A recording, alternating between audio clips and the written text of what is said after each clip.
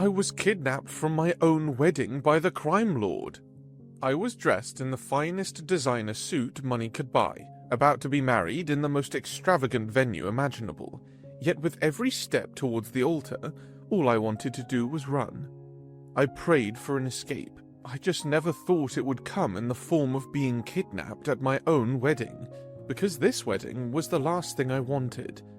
It wasn't love that had brought me here, but a business deal, one my father, the richest man in the city, had forced me into.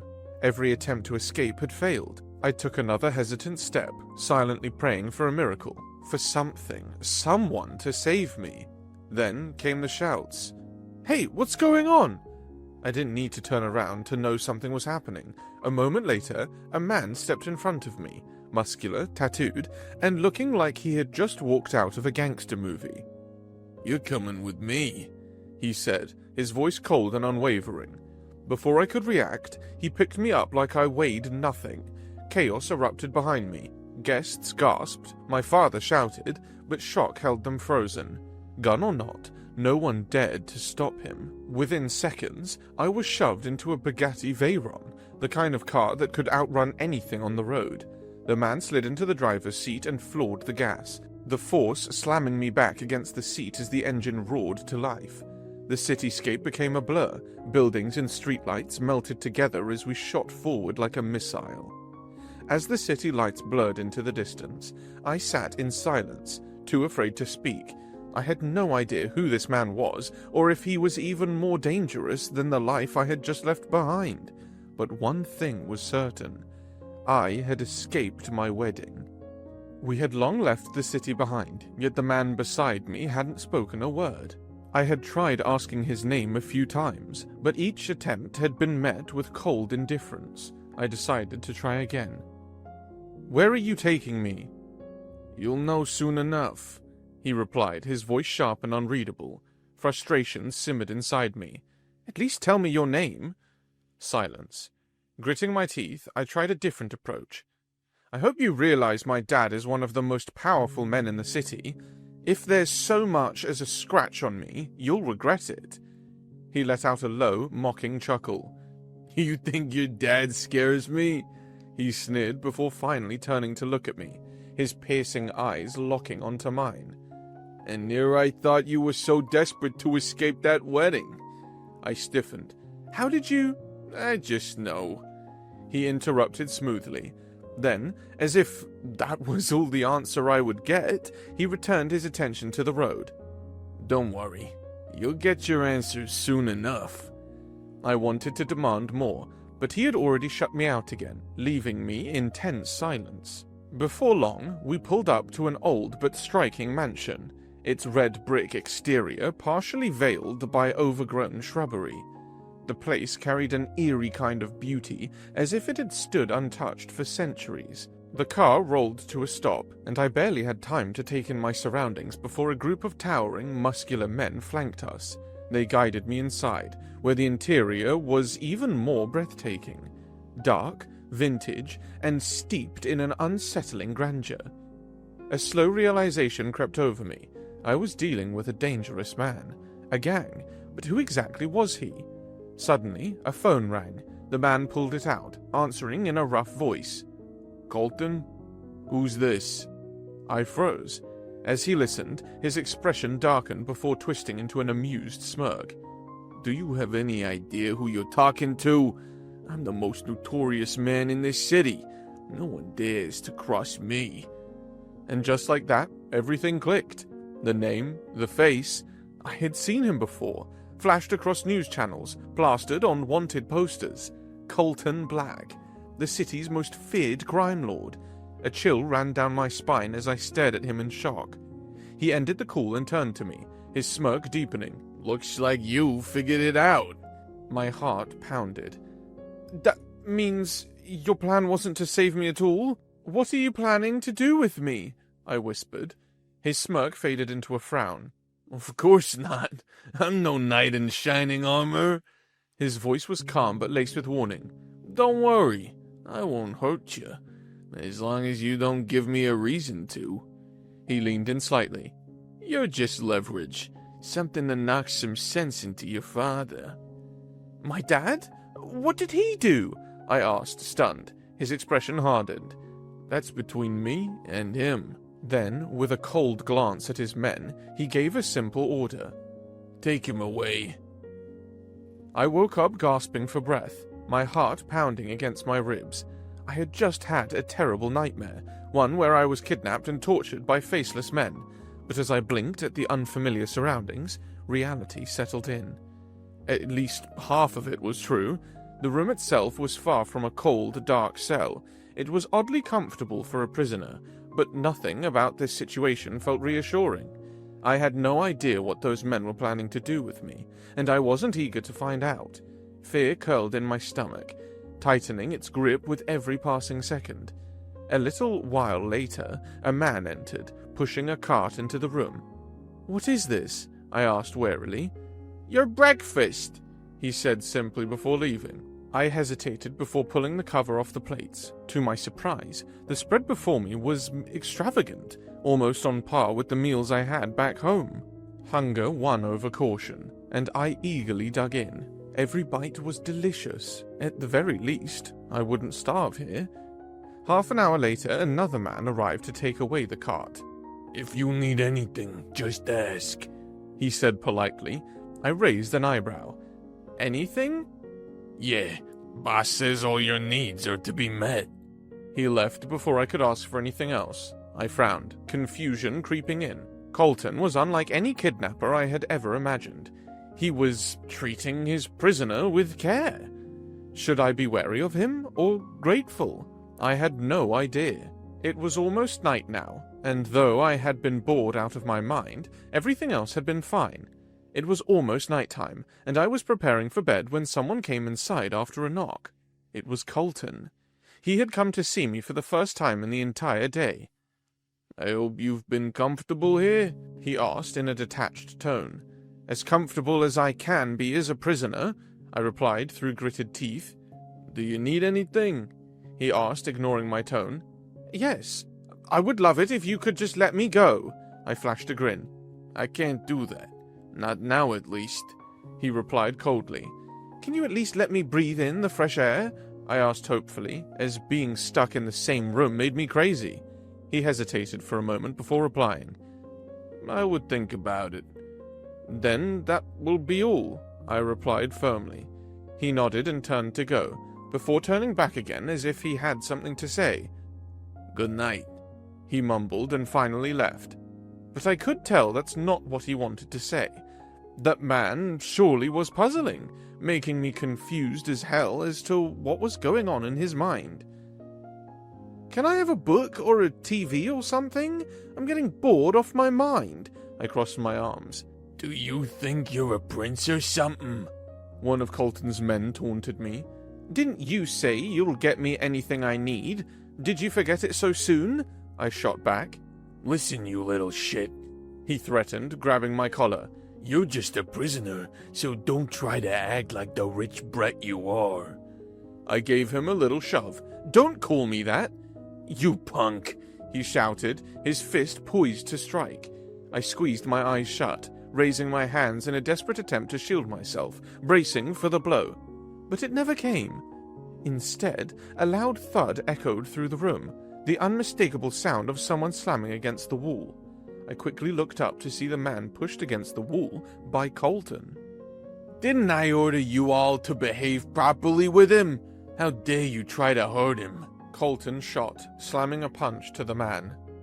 I'm sorry, boss. He was being difficult," the guy stammered. "It doesn't matter if he's being difficult. I warned you to treat him right, no matter what." Then, suddenly, Colton grabbed his collar, bringing him close up. "And you think I don't know what's going on? Get lost. I'll deal with you later." After the man left, Colton turned to me. "You all right?" I nodded, unable to speak. "You sure?"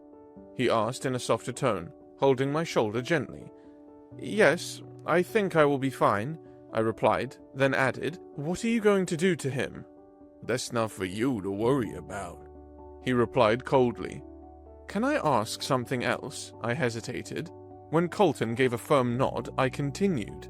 Can I please go out in the fresh air for a walk or something? I hate being cooped up here all day, I asked. He looked like he was about to argue, but then changed his mind. Fine, but one person will be watching you all the time, either me or my men. I'm fine with that, I replied. He stared at me for another second and then left the room. But before I fell asleep that night, I couldn't help thinking why he cared about me so much that he went against his own men.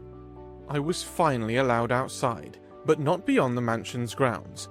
For some reason, Colton insisted on accompanying me on my first walk. We strolled in silence for a long time before I finally spoke. You could have just had your men watch over me. Why come yourself? I wanted to show you around, he replied indifferently. I frowned. Really? Because all you've done is walk me in circles, he sighed. Fine. Let me take you somewhere. The mansion has a beautiful garden.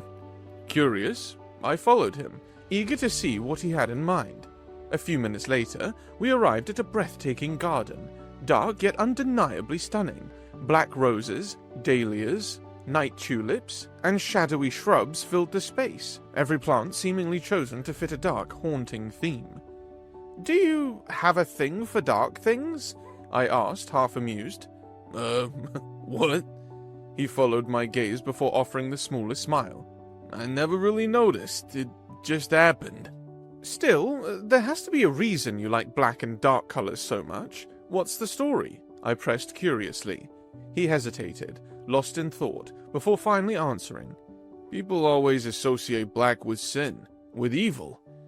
They only see death in it. His fingers brushed the petals of a deep, velvety rose, a faint smile gracing his lips. But I see beauty. Even the darkest rose proves that darkness, too, can be beautiful. I studied him in wonder. The way he spoke, it felt like he wasn't just talking about flowers. At that moment, he seemed almost ordinary, human. Well, it suits you, I teased, you being a gangster and all. His smile faded. Is that the only way you see me? The question caught me off guard. How else was I supposed to see a criminal, a kidnapper? I don't know, I murmured honestly. Colton stepped closer, gently tilting my chin up, forcing me to meet his piercing green gaze. How about now? Do you see something else? His voice was quiet but insistent. Something other than a criminal? The question was simple, but the answer felt impossibly complex.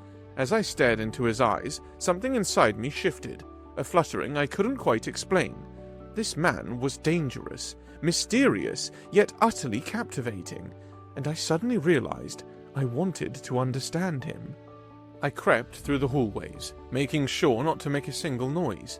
Luckily, I found my room unlocked, and there were no men outside either, so I tried to make an attempt to escape. But I had just taken a step outside the mansion when a voice called from behind me. Going somewhere? I recognized it very well. It was Colton. I turned back reluctantly, not wanting to face him while making an escape attempt. For all I know, he could punish me for it. But his face didn't look upset at all, just amused. You should be glad it was me who found you.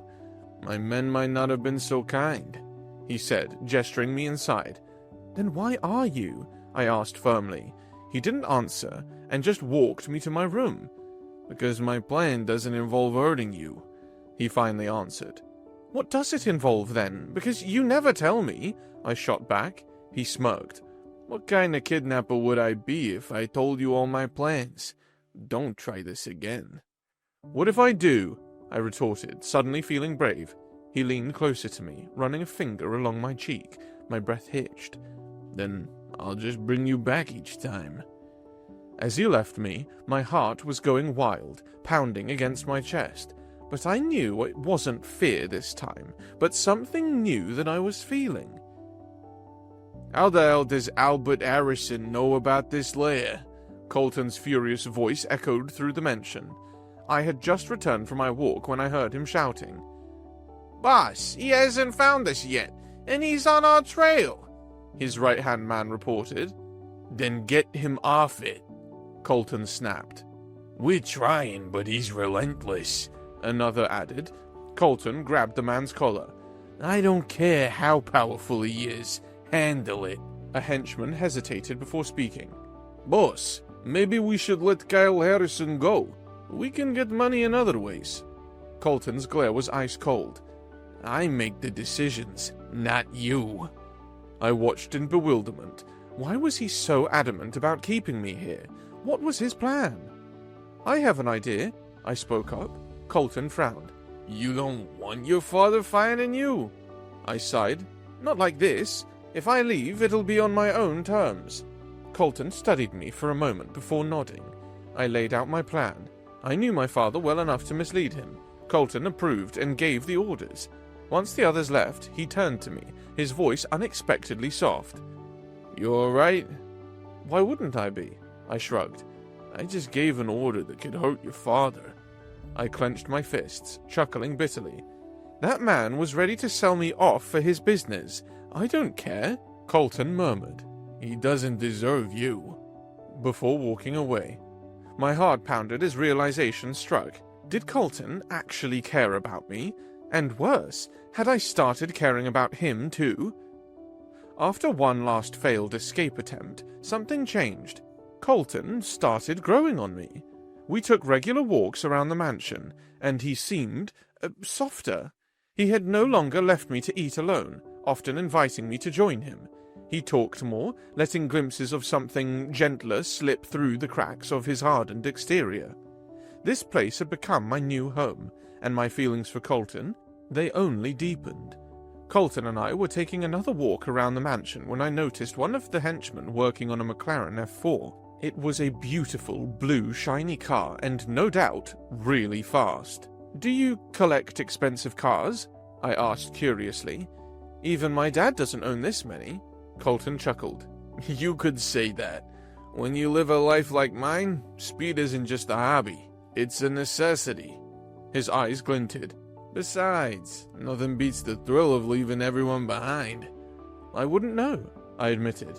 I never really had the freedom to choose what I wanted, but if I had to say, I'd want a simple life. Nothing extravagant, just a cozy house, far from all this. He listened intently, then murmured, That sounds beautiful. I laughed. It's not a dream, just a wish. Colton suddenly took my hands, his grip firm yet gentle. Wishes can be fulfilled, too. I stared at him, my heart pounding. You say that like you'd be the one to make it happen. And what if I do? His fierce expression sent a shiver through me. He wasn't joking. He wasn't lying. Can you? I whispered. Then it would be the best gift I've ever received.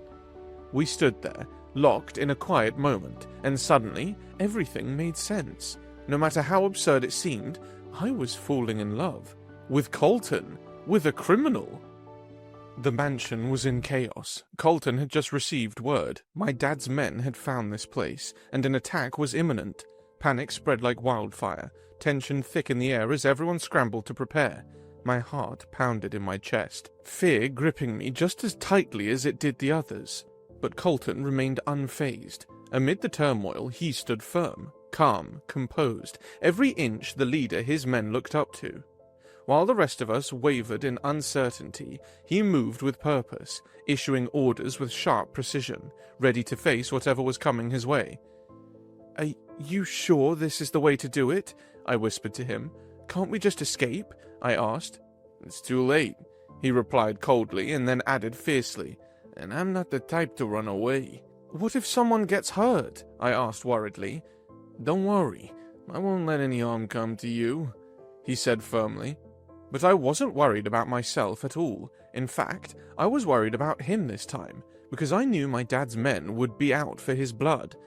A little later, a large group of men stormed into the mansion, and everything descended into chaos in an instant. Colton's men clashed violently with my father's, the air thick with shouts and gunfire. I barely had time to register what was happening before I felt the cold barrel of a gun aimed at me in all the chaos. It had to be a mistake, but before I had the time to think about it, a sharp click echoed as the trigger was pulled. But I never felt the impact, because someone else had noticed first. Someone who cared, Someone who had kidnapped me, yet treated me like I was the most precious thing in the world. It was Colton. He didn't cry out or stumble when the bullet struck him. He just collapsed, his only concern having been assuring my safety. As if my life was the only one that mattered. As if his didn't matter at all. I dropped to my knees beside him, cradling his head in my lap, my hands trembling as I whispered, "You'll be okay. Don't worry, everything will be fine." But deep down, I wasn't sure if I was reassuring him or desperately trying to convince myself. Everything had settled now. Somehow, in some way, we had won. My dad's men had been forced to retreat, while others had fallen, but at what cost? 2 of Colton's men had died, and the mansion looked like something out of a horror movie. Bloodstains on the floor, shattered glass, the lingering scent of gunpowder. Yet none of it compared to the worst part of all. Colton lay unconscious on the couch, his wound bandaged, but his eyes still closed. He hadn't stirred since taking that bullet for me. I sat beside him, running my fingers through his soft hair, my heart heavy with unspoken words. I hoped, no, I prayed, that he would wake up. "Kyle?" Colton whispered, his voice barely audible. "Yes, Colton, I'm here," I replied desperately, gripping his hand tightly. His gaze softened, even through the pain. "Are you okay?" he asked worriedly. A sad chuckle escaped me. "You're the one bleeding on the couch, and you're asking if I'm okay?" "It's not bad. I'm used to it," he murmured, his tone detached. I frowned. "I don't understand. Why did you save me when my own father wanted me dead?" "You're mistaken," he said firmly. "I'm sure pointing the gun at you must have been an accident." I smirked bitterly. "Really? You believe that? Because I know my father very well. He won't stop at anything to get what he wants. But why did you come in between? You hate him. You wanted revenge, so why did you save me?" Colton was silent for a moment before speaking again. "Because I never wanted to hurt you. Because I care about you." I blinked. "Why, though? Wasn't I just some pawn in your plan?" "No," he said, shaking his head weakly. "You could never be. The truth is, I care about you more than you know, because I knew you from the past. And that's why I came to your wedding that day, to save you." I stiffened. "But you said you didn't come to save me. And what do you mean by the past? I've never seen you before." "I lied," he admitted softly, "and we have met before, though you don't remember me." I stared at him, my heart racing. "Explain." He took a deep breath. "I don't know if you remember, but back in your college days, there was a boy you used to spend time with. You'd sit with him, forget about your worries, play arcade games, share food and drinks, sometimes just walk together without saying much." A memory flickered in my mind. A quiet, timid boy with messy brown hair and freckles. He was my escape from the suffocating world my father controlled, my only salvation. We never spoke about deep things, except for one night when I broke down in front of him, spilling everything about my family, my fears, my loneliness. I turned to Colton, my breath hitching. The resemblance was faint, but it was there. "It was you?" I whispered, stunned. "But you were so different." He smiled softly. "Yeah, I was just a normal kid then, trying to survive. I hadn't become the crime lord I am now."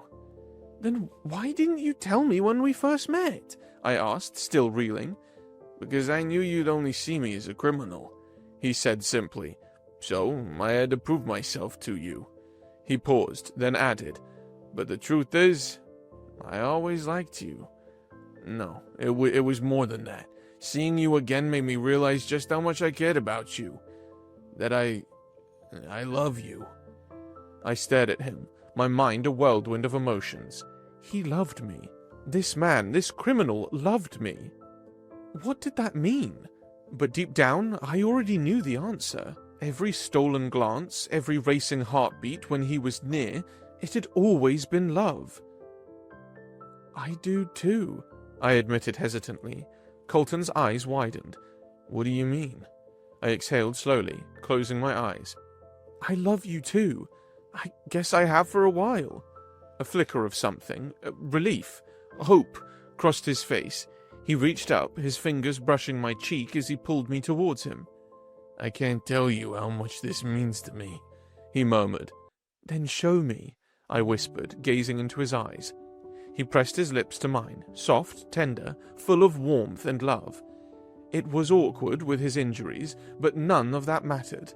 This was our first real kiss, a kiss that celebrated us. I was no longer a prisoner here. I could leave whenever I wanted to, but the truth was, I had never really been a prisoner. Colton had brought me here to protect me, and that's exactly what he had done. His injuries had begun to heal, and he could even manage short walks now. I spent as much time with him as I could, cherishing every moment after our confessions. Lying beside him on the bed, I stared at the ceiling. Have you ever wondered what you would have done if you weren't a criminal? He considered it for a moment before replying. "Maybe I'd be a racer." I chuckled. So you'd still chase a fast-paced life? He smirked. "It's the only life I've ever known. Though I could try owning a shop." I grinned. You'd be awful at customer service with that cold tone of yours. "Well, that's why I'd have you to help me," he teased. "What about you? What would you choose?" I think I'd like to be a teacher, or a writer, I mused. Turning my life into words or sharing stories with students. "You'd be amazing at both," he said, pressing a soft kiss to my forehead. I smiled. What was that for? "For being the incredible person you are, for making me fall for you again and again." I leaned in, pressing a kiss to his lips. And that's for making me feel the same way. A pressing question suddenly formed in my mind. Why do you hate my dad so much? What did he do? For a moment, Colton remained silent, his gaze distant. Then he finally spoke. He got someone killed. Someone I cared about." Someone you loved? I asked, my heart tightening at the thought. "No, nothing like that," he exhaled. "But he was my right-hand man, my friend. We were on a mission, trying to save people who were being exploited for your father's agenda. But your father found out. A crossfire broke out, and Paul, he gave up his life to save me." Guilt twisted in my chest. I'm sorry. I didn't know my father was capable of something so horrible. I hesitated before asking. Don't you want revenge? Colton sighed, running a hand through his hair. "I used to, but not anymore. All I want now is to save you, to live with you." For a while, we simply lay there, wrapped in each other's warmth, content in the silence. Then, I finally voiced the question that had been weighing on my mind. How did you end up becoming the crime lord? Colton exhaled deeply. "I guess I was always tangled up in crime, even back then. I just didn't realize it. I worked for a man who had me running all kinds of shady deals, but I was too naive to understand what I was really doing. By the time I figured it out, the cops were already after me. The only way to survive was to get stronger, to become powerful enough that no one could touch me." My heart ached for him. I'm sorry you had to go through that. I wish you had told me. He shook his head. "You had your own struggles. I didn't want to burden you with mine. But none of that matters now. We're together." He offered me a small smile. Are we? I asked, worry creeping into my voice. My father is still out there. He won't stop. Colton's arms tightened around me. "Don't worry. He won't be able to hurt us again." I wanted to believe him. I really did, but the fear lingered, until Colton pulled me into a kiss. This one, more raw, more desperate, a kiss that made the world fade away.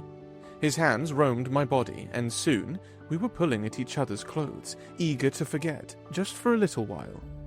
Are you sure? I asked, glancing at his injury. He nodded, his gaze dark with longing. "I want you, even if it's just for a few minutes. Let's forget everything. Your father, the danger, just for tonight. Let's just remember each other." I didn't hesitate, and as the night stretched on, we lost ourselves completely. Give the phone to my son, my father thundered. I hesitated before taking it from Colton. Hello? You think you can escape me? That you can just run off and live however you want? I won't let that happen. I'm coming for you, and you're going to regret everything. His voice dripped with menace, sending a shiver down my spine. But then Colton's hand found mine, steady and reassuring. His touch gave me strength. "Do what you want. I'm not afraid of you anymore," I said, my voice firm. "We'll see," he spat before the line went dead. I exhaled shakily. "What now?" "We run like hell," Colton said, fierce determination flashing in his eyes. "I thought you didn't like running." "I didn't." His fingers brushed against my cheek. "But I can't lose you. Not for anything." "I can't lose you either," I whispered. "So what's the plan?" "We're gonna lead him on a wild goose chase," he said with a smirk. "Are you ready to run away with me?" I squeezed his hand, meeting his gaze with a smile.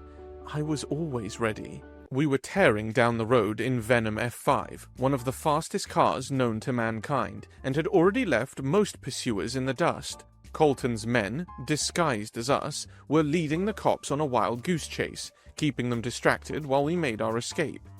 The only real threat now, my dad's men.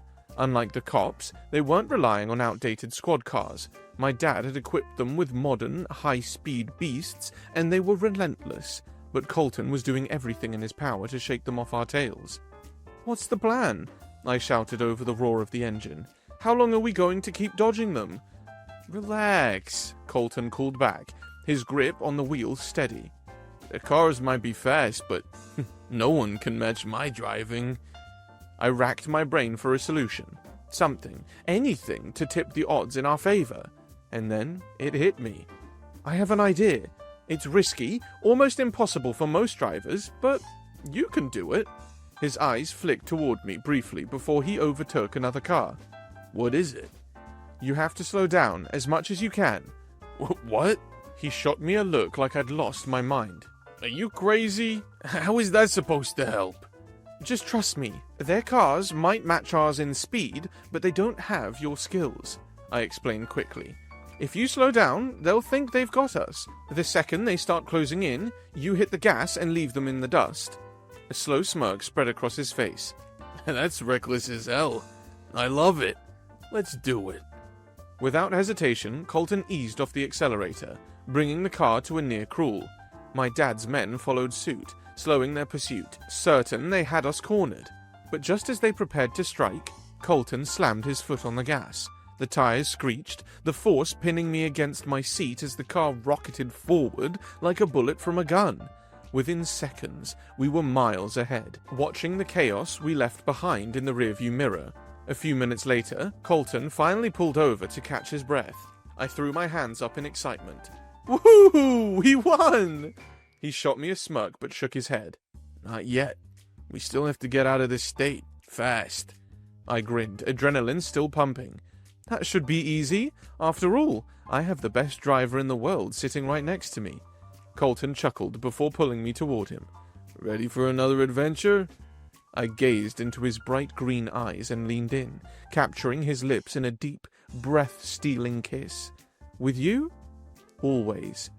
With a knowing smirk, he kissed me back, fierce, intoxicating, and full of promise. And with that, we tore off into the sunset, ready for whatever came next. Colton and I moved to another state after that day, so far away that neither the cops nor my dad's men could ever reach us again.